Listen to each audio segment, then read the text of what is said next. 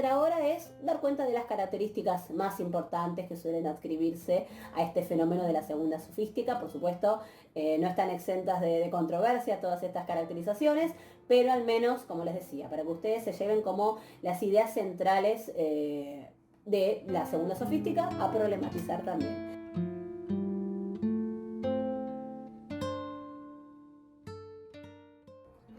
Bien, en primer lugar hay que dar cuenta de la dimensión retórica y performativa de este fenómeno de la segunda sofística.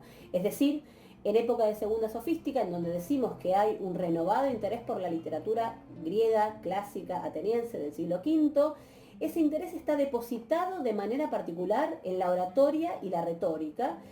Y en esto debemos prestar atención a la importancia para la época de estos denominados progymnasmata, que son estos ejercicios de retórica, que son estos ejercicios que se suelen hacer precisamente para aprender a componer. Y vamos a ver justamente en varias obras de varios autores en que perfectamente podemos detectar cuando alguna sección, algún pasaje o alguna obra entera es producto justamente de uno de estos progymnasmata, o sea, de alguno de estos ejercicios, ¿sí? Así que esto también para tener en cuenta entonces a la hora de entonces definir a la segunda sofística. Yo no voy a limitarlo solamente a la retórica y a la oratoria. Yo ahora ahora en un ratito vamos a hablar de eso. Yo no me parece que haya que cerrar la definición de segunda sofística a lo estrictamente retórico. Me parece que es un fenómeno cultural más amplio, pero de todas formas, cuando hablamos entonces de volver a esa literatura clásica como modelo, el interés particular va a estar puesto en la oratoria. Y de esto también lo vamos a ver en el hecho de que tenemos una gran cantidad de obras para la época de la segunda sofística que son efectivamente discursos y declamaciones de manera particular. Entonces, les comento esto, que es, si bien no es lo único que define a la segunda sofística, sí, de todas formas, del fenómeno literario, el mayor interés está depositado justamente ahí.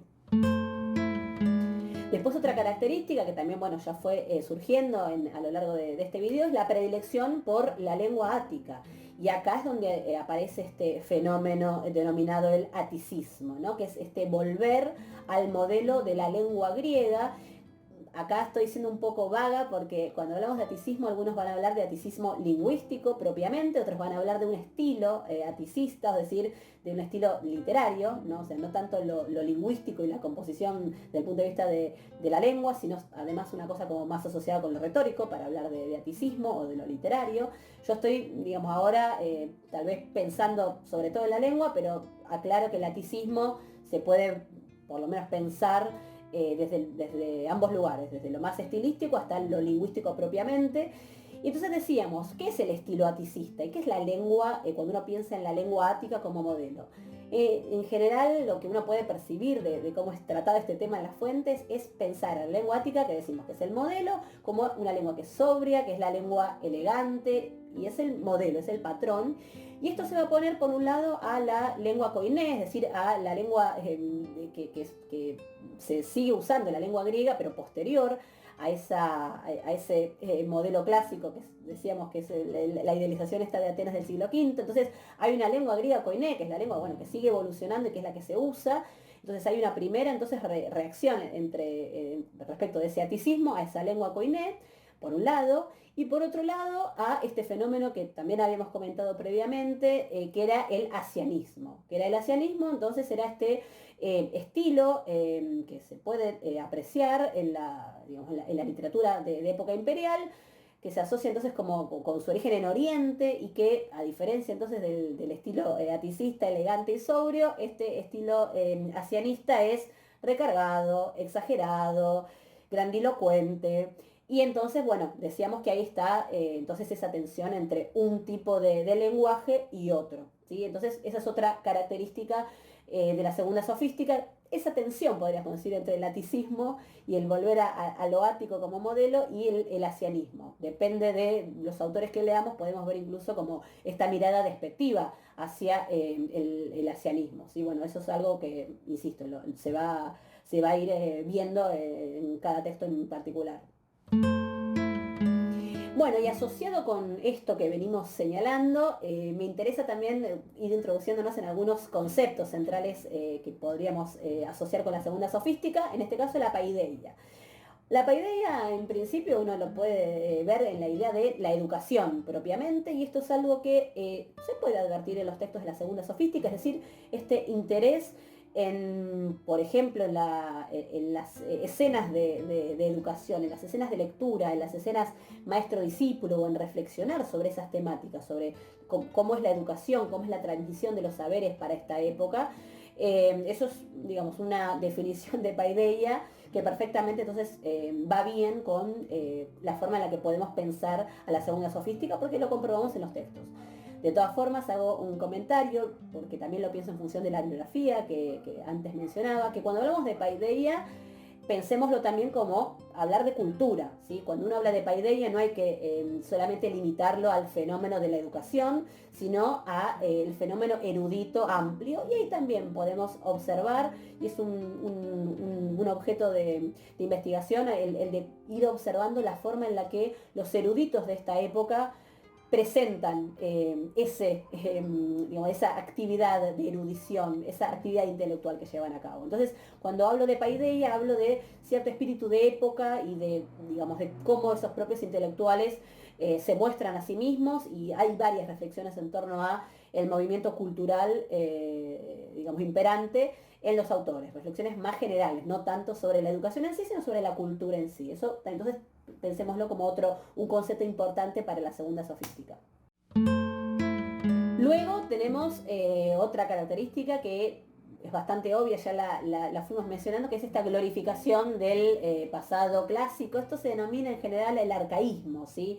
Esta idea de tomar entonces a Atenas como modelo, y esto lo vamos a ver en diferentes facetas, cuando hablamos entonces de esta glorificación del pasado clásico, ¿no? Este arcaísmo.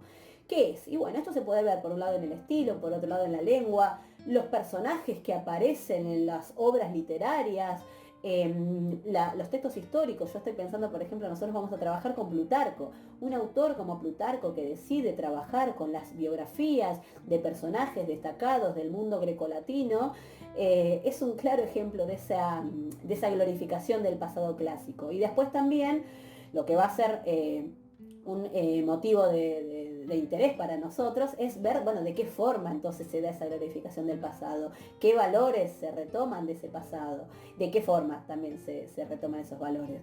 Y bueno, entonces decíamos, en el estilo, en la lengua, que eso ya lo fuimos diciendo, en los personajes que aparecen mentados, las obras literarias también, los mitos, porque hay una serie de mitos de la antigüedad que retoman acá en la segunda sofística, y bueno, por supuesto son reapropiados, ¿no? Y en clave contextual, o sea, con otra mirada. Entonces eso también, yo ahora no hablo más que de, bueno, de pensar en esto y de que son temas a estudiar, por supuesto, en cada uno de los autores, así que lo dejo planteado como indagación. Bien, y acá también tenemos un concepto clave para definir a la segunda sofística, que es el de mímesis. La mímesis, en tanto imitación, es también una característica fundamental de la segunda sofística. Yo ya lo iba sugiriendo a lo largo de las distintas explicaciones, pero me interesaba por lo menos que quedara sentado la forma en la que describir a esta actitud, entonces, con este concepto, ¿no? El de la mímesis, ¿no? El de tomar entonces estos modelos como bueno, la forma de donde yo parto para comenzar mi propia obra, ¿no?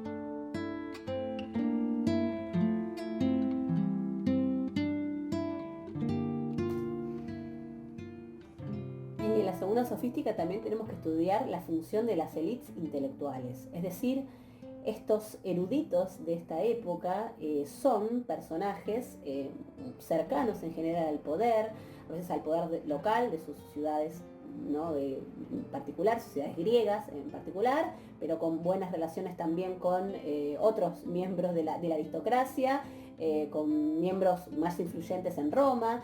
Y entonces ahí también hay algo a indagar y a estudiar, que es cuál es la actitud entonces de estas élites intelectuales, cómo se muestran a sí mismas, cómo se representan en relación con el poder de Roma. Y eso entonces, como les decía, yo ahora no voy a ahondar mucho en eso porque justamente es un tema que vamos a trabajar en el seminario, pero es algo importante, ¿no? El ver cómo se muestran estas élites a lo largo de los textos. Suelen ser sobre todo los prólogos de las obras en donde se muestra sobre todo la figura autoral, y con esa figura autoral, esa identificación con, con estos otros miembros de la élite en el poder. Bueno, es un tema que también, como les decía, vamos a trabajar a lo largo del curso. Ahora simplemente entonces lo dejo planteado como una característica relevante de la segunda sofística. Bien, y en relación con lo antedicho, por supuesto, tenemos que indagar también para la segunda sofística las relaciones con Roma. Ahí yo les pongo entre paréntesis este término que es el del filohelenismo, que ya lo hemos hablado también para dar cuenta de las relaciones de los emperadores romanos con la cultura, el mundo griego en general. Y a nosotros en todo caso lo que nos sirve ahora pensar es primero que cuando hablamos de segunda sofística son varios años, ¿no? Decimos entre el siglo I y III después de Cristo, es mucho tiempo. Entonces cuando hablamos de entonces cuáles son las relaciones que se entablan entre los autores de la segunda sofística respecto de Roma, bueno, no todos lo van a mostrar del mismo modo, porque no van a ser todos ni pertenecientes al mismo periodo ni a la misma ciudad. Entonces, volviendo, cuando hablamos de estas relaciones con Roma, es un elemento entonces de estudio, ver de qué modo a lo largo de la historia diferentes autores de diferentes periodos de la segunda sofística y de diferentes regiones del imperio se relacionan con Roma. Acá también, como decía antes, respecto de cómo se configuran las élites intelectuales, cómo aparecen en los textos, decíamos, los prólogos son como el lugar más rico, porque ahí hay dedicatorias a personajes influyentes de la política. Lo mismo entonces, cuando hablábamos de las élites intelectuales, decíamos, los prólogos son un lugar muy rico para trabajar, por ejemplo, las formulaciones literarias, y ahí ver cómo se muestran a sí mismos esas élites. Bueno, respecto entonces de las relaciones con Roma, también, porque entonces es posible ver a quién se dedica tal o cual obra, de qué modo entonces se describen esas relaciones, quiénes son los personajes mencionados, si son personajes griegos, personajes romanos, todo eso son elementos a estudiar. Y en todo caso, tengamos en cuenta que cuando yo ahí pongo lo del filohelenismo, es un concepto que no podemos aplicarlo a todo el periodo de la segunda sofística. Es decir, hay emperadores que son más filohelenos que otros, hay emperadores que van a tener un mayor respeto a Grecia desde el punto de vista político y desde el punto de vista cultural, intelectual. Incluso hay emperadores en los que los vamos a ver justamente estudiando la cultura griega, especialmente, yo creo que ya les había mencionado, el caso paradigmático es el de Adriano. Entonces, a partir de ahí, aclaro que entonces no es lo mismo el filohelenismo en todos los momentos, ¿no? de la segunda sofística, pero entonces, ¿por qué lo pongo acá? Porque es una variable a analizar. ¿Y qué se puede desprender entonces cierta, podríamos llamarlo tensión, ¿no? Entre, bueno, qué es ser un intelectual griego en periodo de dominación romana? ¿Cómo se dan esas relaciones con Roma para estos intelectuales de habla griega? ¿Sí? Eso entonces es algo a indagar. Podemos acá tomar las definiciones, o mejor dicho, los conceptos de centro y periferia. Roma es el centro y las demás ciudades griegas son la periferia. También tenemos que considerar la autonomía relativa de las poleis griegas. Recordemos que en principio, pensándolo por ejemplo para el siglo I o II después de Cristo, las ciudades griegas cuentan con, digamos, cierta, yo lo llamo así, cierta autonomía, ¿no? O sea, tienen sus gobiernos, que son sus gobiernos locales. Entonces eso les permite como tener como tomar sus propias decisiones desde el punto de vista local, siempre supeditados a Roma. Esto es algo que cuando hicimos la introducción contextual hemos hablado. En la medida que haya conflictos, por ejemplo, políticos entre las poleis griegas, en el territorio griego en general, eso va a ser motivo de intervención por parte de Roma. Entonces, esto es una tensión, no es que es una autonomía que es total, ¿no? O sea, siempre está como esa, por lo menos esto es lo que se puede deducir, ¿no? O sea, siempre está como esa visión de Roma por encima, ¿verdad? Y lo que sí tenemos que dimensionar, y esto también lo veíamos cuando hicimos la introducción histórica, es la relativa paz con la que el mundo griego se encuentra en este momento, ¿sí? Porque ya quedaron atrás, como decíamos, las luchas, las guerras civiles de Roma, que se habían librado en territorio griego, las luchas con Macedonia, las luchas expansionistas de Roma, de modo que estamos en un periodo de relativa paz que le sirve entonces a las ciudades griegas para, bueno, cultivar entonces las artes, la literatura, de un modo entonces que si se hubiera dado un contexto con guerras, con luchas internas, esto no se hubiera dado. Entonces esta estabilidad que a partir entonces en principio, de nuevo estoy generalizando, pero que podemos fechar a partir de Augusto para el territorio griego, es entonces también, o podemos pensarlo como, condición de posibilidad para el desarrollo de la segunda sofística, porque es la posibilidad de entonces dedicarse a la literatura y a las artes con una tranquilidad que en otro contexto no se hubiera dado.